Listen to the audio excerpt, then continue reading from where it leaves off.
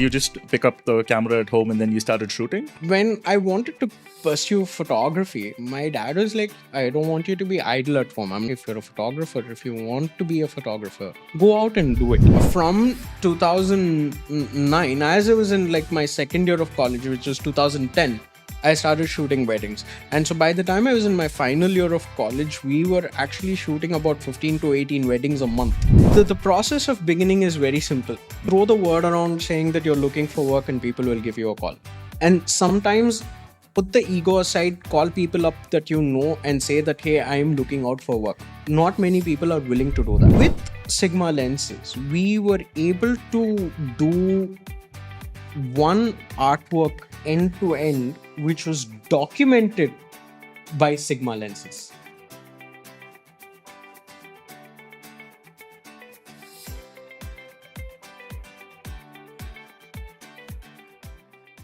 Hello, everyone.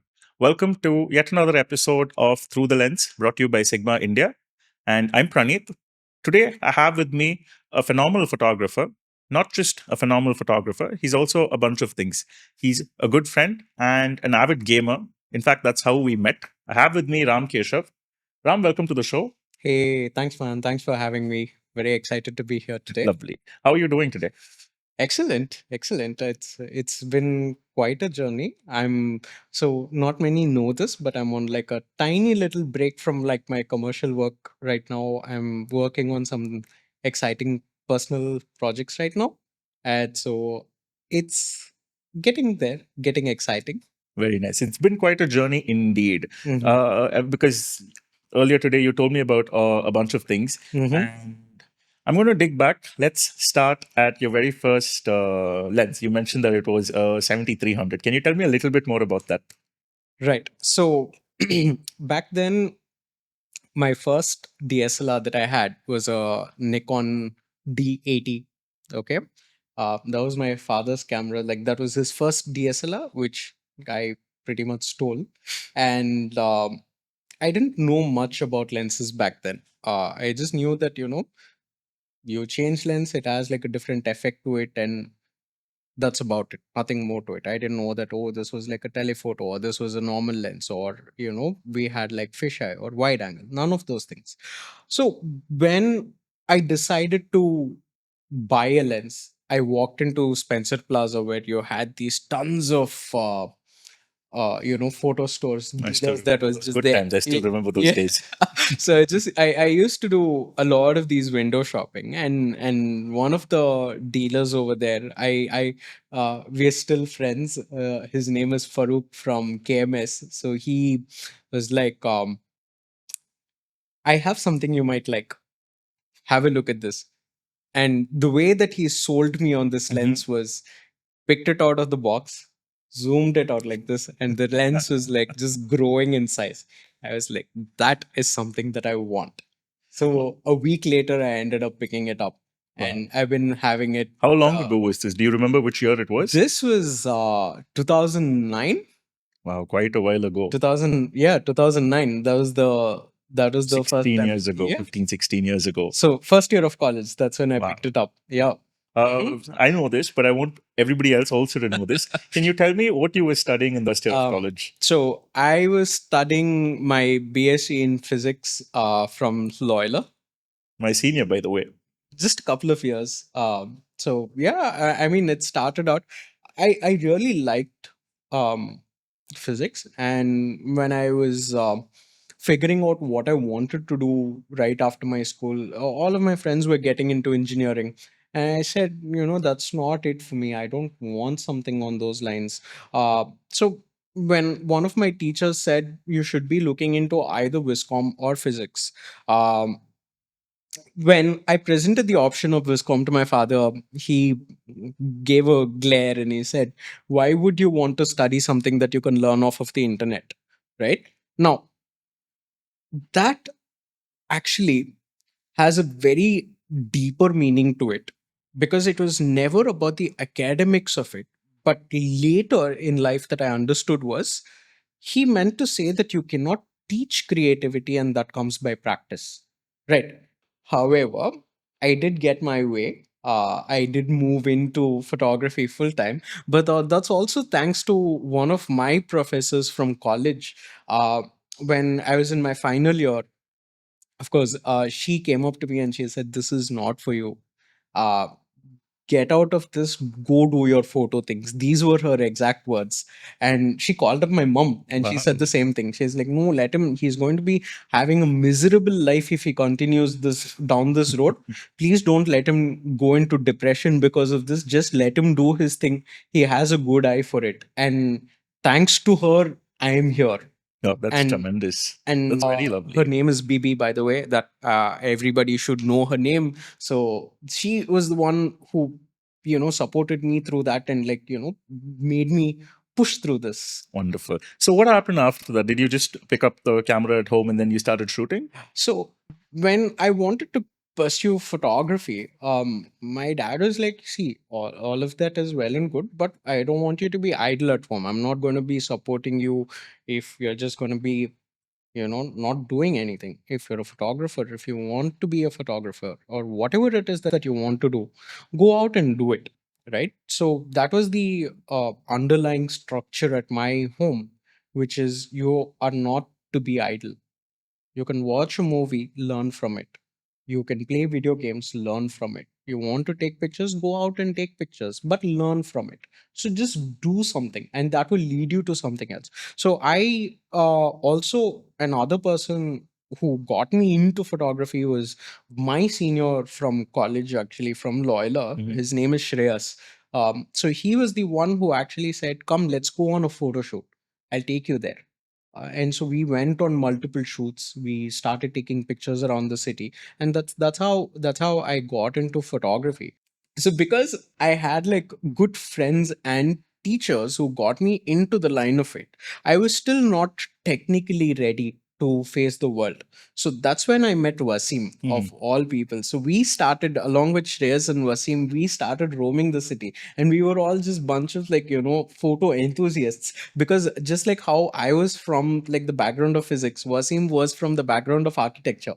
Wow. Right. So we started shooting weddings together, and one of his friend was like, "Dude, I'm getting married. Come shoot this wedding." And he's still passionate about shooting weddings. And luckily, I spoke to him last week, and it's still, we're still in touch. Like, the Very nice. community is still in touch. And all the names you just mentioned, you guys were very big back in the day. You guys did many weddings. Do you have any idea of how many weddings you might have covered? I personally, I would have covered more than 500. Wow, that's a very high number. Yeah, because see, from 2009, as I was in like my second year of college, which was 2010, I started shooting weddings. And so by the time I was in my final year of college, we were actually shooting about 15 to 18 weddings a month. Wow, that's a very. How did you find time to manage both college and wedding? Then, Shift like, to evening college really paid off. yeah, it really did. But even then, I had like a wonderful team who could help me back then. So for the 2 hours that I would not be there, I had these guys cover for me. And because Candid was very, very new at that point in time, it really gave me the flexibility, because apart from like the work that I was doing with Wasim, like the also the other weddings that I took on my own Hmm. came after I finished college. Oh wow, So okay. until then, it was predominantly weddings with So you're doing Wasim this for and quite a while. wedding with Joseph and weddings with Parthiban. Like, we are like the old crew who did like weddings back in the day. Wonderful. So I stepped away from it after, but these guys are still continuing to do so. So you stepped away and did what? I want the audience to know. So it was either invest in land or education. So I chose education. I wanted a change in scenery. So I took off to the US. I just applied to a couple of colleges. I wanted shorter course, which was so Hallmark was like the least amount compared to the other two, because I really didn't want to leave Chennai. So something that I could go have like an experience and then come back. Hallmark was the right choice. So we got to learn so many interesting things from like great teachers who molded me into the person that I am today. It comes as a whole package. Wonderful. Now, you spoke about ethics. Yes. So I would love to touch upon that because not just ethics, the way you have your classes. I'm sure your students already know, but I want our audience also to know. What is, if your class is at 8 a.m., what time are students expected to come there? 7:59. And what happens if they don't? They get to stay or they get to walk out, but the attendance for the first hour is not given. Painful. No, It but I is think it's painful. great because, again, when I've been on plenty of shoots with you, and anytime we have, say, a shoot at, say, 3 p.m., you are always there at least by 2, like at least an hour, maybe even an hour and a half earlier. You're Correct. always there. I just come sleep in my car. That's the kind of discipline which I think has taken you places. And when did you do the next step? Like, I want you to mention when about the what you did after, immediately after coming back. So immediately after coming back, I started working with great musicians. I started working on documentaries. I started working on books. I took a lot of independent work, but also at the same time, a friend of mine who happened to be a faculty of graphic design at NIF Chennai was like, dude, there's like a photography position that's being opening up in the communication department. I've recommended your name for it. So they called me in for an interview. Did you end ever of imagine that, oh, I'm now going to teach? Never, because I was a terrible student. In 2000, late 2016 is when I had my interview with NIFT, and in Jan I And then you finally started. became a Yeah, professor.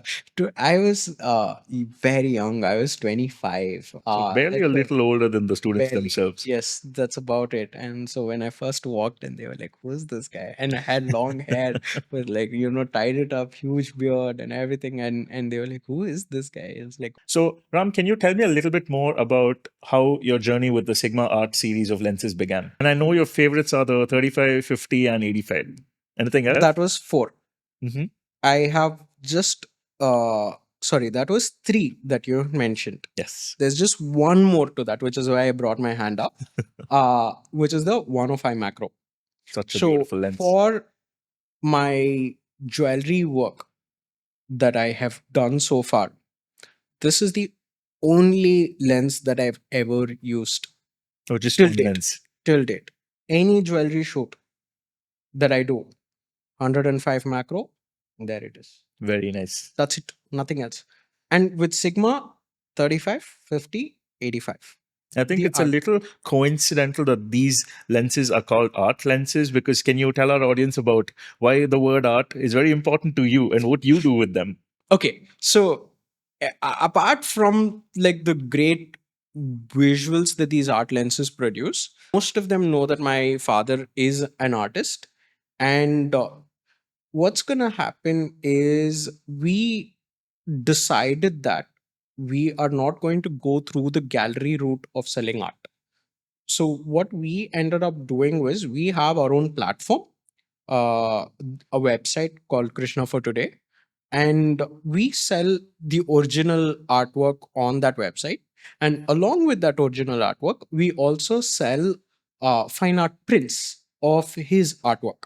Right. So we have a print department, one here in Chennai, and we also have another print department in the US. Right. So any US order comes in, we print it in US and ship it locally from there. Uh, Now, because of this special circumstance of photographing art, for a very long time, what we have done is we've used quite a few of Sigma lenses for our production, where the color accuracy, and not just the color accuracy, but the sharpness and depth is of great importance. Now, with Sigma lenses, we were able to do one artwork end to end, which was documented by Sigma lenses. Mhm. So that was like a very interesting thing when we were trying out these lenses for like multiple purposes. We had like an entire artwork that we documented from like the beginning of priming the canvas until the final output to how the print actually came out. So I we did actually like an think I've seen yeah. I've seen the footage. I think we should play it for our audience right now. Yes, yes, yes.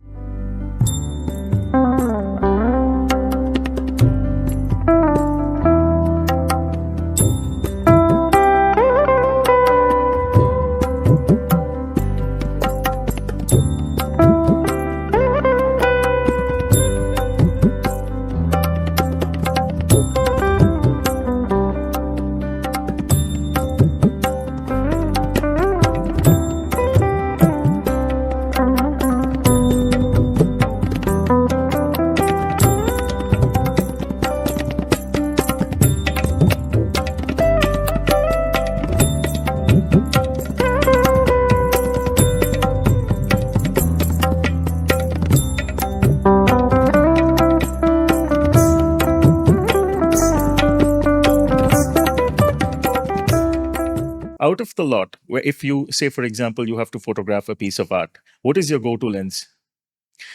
It depends on the artwork, to be honest, Okay. but nothing lesser than 50. Okay. Nothing lesser than 50, because we need that compression. Mhm. Because of course it's artwork is flat. So it's not just about the lens. Like having a good glass really helps, but also even lighting. There are like so many conditions that plays into photographing great art, right? Like photographing the art the right way. But for which, when it comes to the lenses, 50 or the best lens I would say again is a macro, which gives like 105 macro would be another great addition to photographing art, because that gives not only great compression but also gives edge to edge sharpness. Okay. Now, I personally have accompanied you on a couple of projects, but I also know that you do a lot of, let's say, nature work. Yes. Where I know you shoot wildlife. I know you shot a lot of documentaries for a bunch of Correct. NGOs. Can you tell us how that began? The process of beginning is very simple. Mhm. Throw the word around saying that you're looking for work and people will give you a call, right? And sometimes put the ego aside, call people up that you know and say that, hey, I am looking out for work. Not many people are willing to do that. Because how is someone going to know that you're available to shoot, right? Of course you put out a story on Instagram. That right now that's the easiest way to get work. Mhm. But apart from that, sometimes people are just afraid to pick up the phone and call. So what I did was I just called up like a bunch of people. So I segregated by industry, Mhm. the people that I know in different industries. And the founder of Care Earth Trust happened to be a good friend of ours. So I just called her one day and I'm like, Mhm. hey, listen, this was just after COVID. Okay. And I said, hey, listen, not much of work is coming my way. I want you to, if you have something interesting going on, let me know. And these are the things that I can do, right? Don't worry about the budget. We can always work on it. So she gave me a call and she said, listen, nature.org is collaborating with us on like a project in Sembakam. Would you be Okay. willing to do it? I'm like, sure, why not?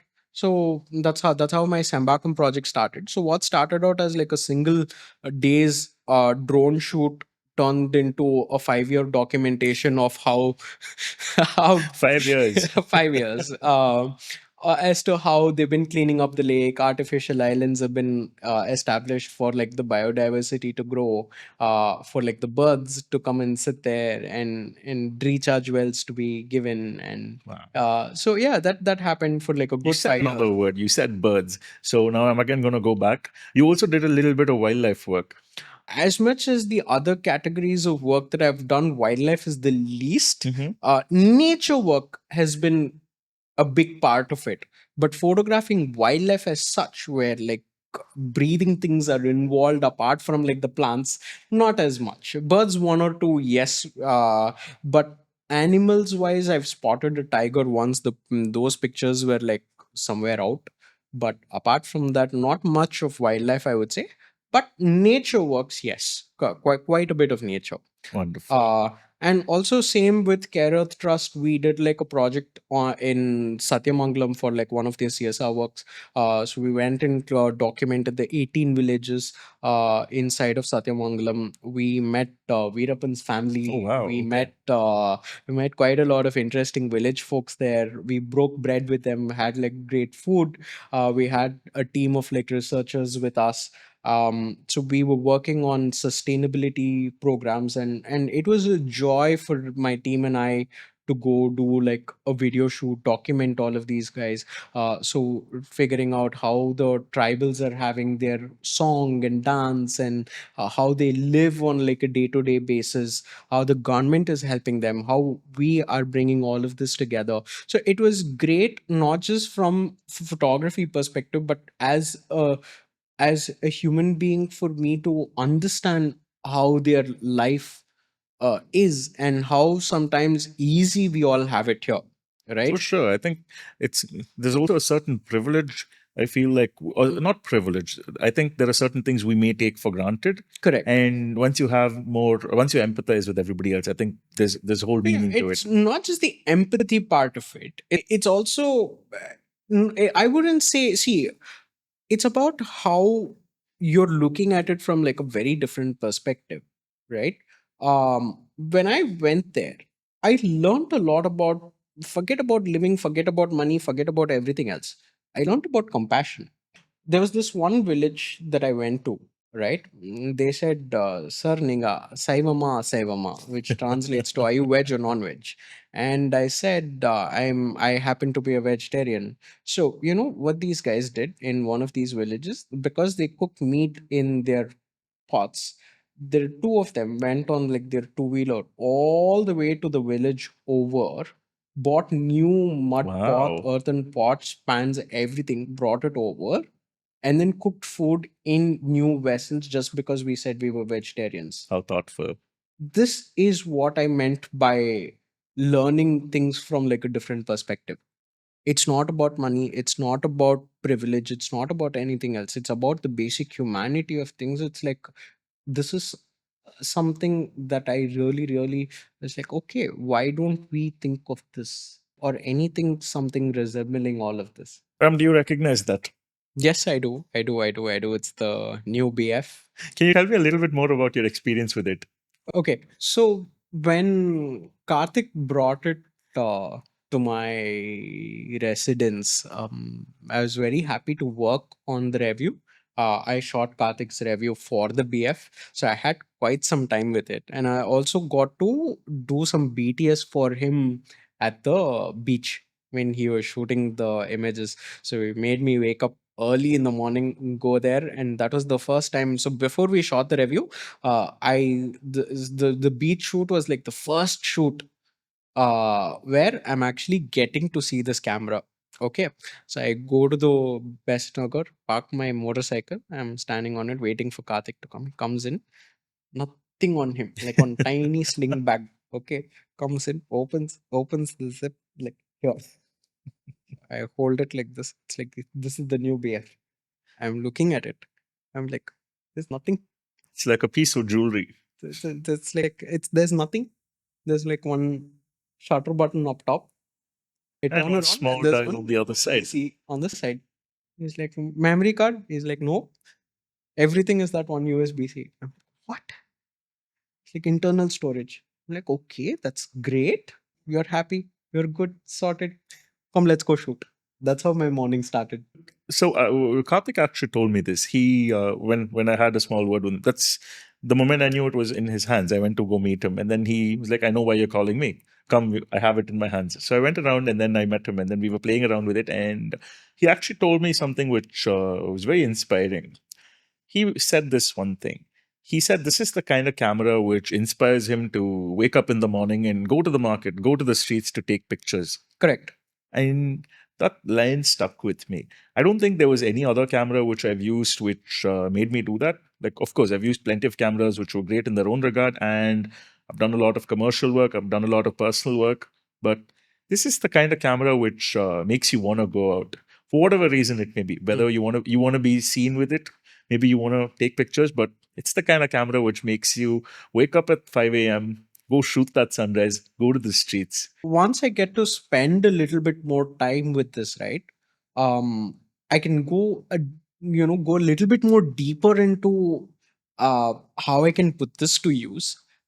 But for now, this makes me want to create work that is as quirky as the camera itself. I agree. I agree wholeheartedly with you Right. on that. So that's where my thought is. It's like eh, there's a button. It's just like screw all the distractions away. Let me go do something beautiful with it. True.